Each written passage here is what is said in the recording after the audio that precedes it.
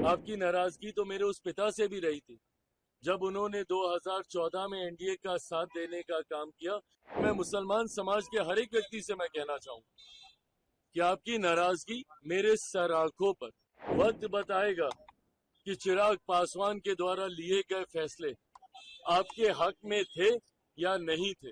आने वाला समय बताएगा कि इस फैसले को लेने से पहले हर बिंदु पर विचार किया गया। आपकी नाराजगी मेरी सर आंखों पर, कोई दिक्कत नहीं। आपकी नाराजगी तो मेरे उस पिता से भी रही थी जब उन्होंने 2014 में एनडीए का साथ देने का काम किया।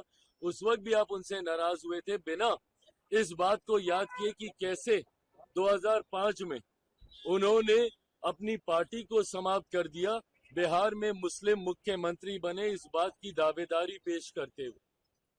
तो आपकी नाराजगी मेरी सर आंखों पर, और मैं मुसलमान समाज के हर एक व्यक्ति से मैं कहना चाहूंगा कि आपकी नाराजगी मेरे सर आंखों पर हकीकत है कि मेरे नेता ने भी हमेशा समर्पण भाव से सामाजिक न्याय की लड़ाई लड़ने का काम किया था।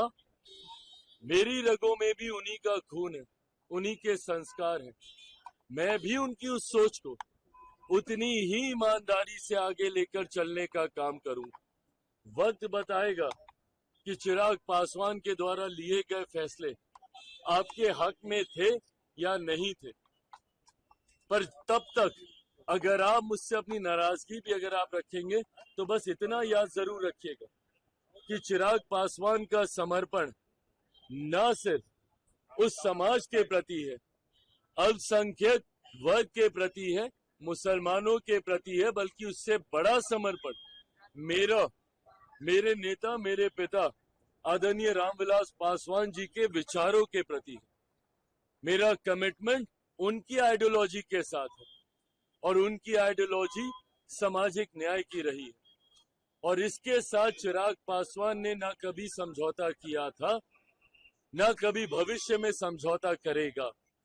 चिराग पासवान के द्वारा लिया गया हर फैसला, मेरी पार्टी के द्वारा लिया गया हर फैसला मेरे पिता के विचारों को मजबूत करने की सोच को प्राथमिकता देने की दिशा में लिया जाएगा। समाज में सामाजिक न्याय को बढ़ाने की दृष्टि के साथ लिया जाएगा। समाज में सद्भावना को बढ़ाने की सोच के साथ लिया जाएगा और सबको, समाज के हर वर्ग को बराबरी का मौका मिले, अवसर मिले, इस सोच के साथ लिया जाएगा।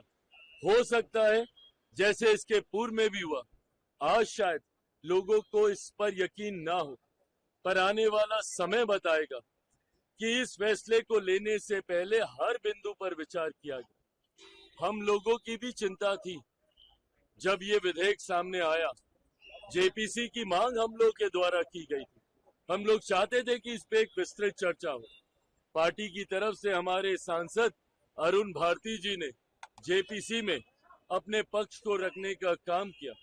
हर बिंदु पर हम लोगों ने विस्तार से चर्चा की। जहां पे हम लोग की शंकाएं थी, जहां पे हम लोग को इसको लेकर चिंताएं थी, शंकाएं थी, उसको भी हम लोगों ने वहां पे रखने का काम किया। कई ऐसे सुझाव पार्टी के द्वारा दिए गए जिसको समिति ने स्वीकारने का काम किया।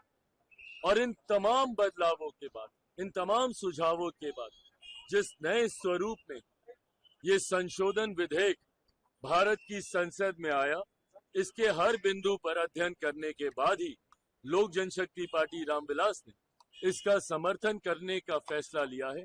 मैं मानता हूं कि आने वाले समय में गरीब मुसलमानों के हित में ये विधेयक रहेगा और समय इसको साबित भी करेगा।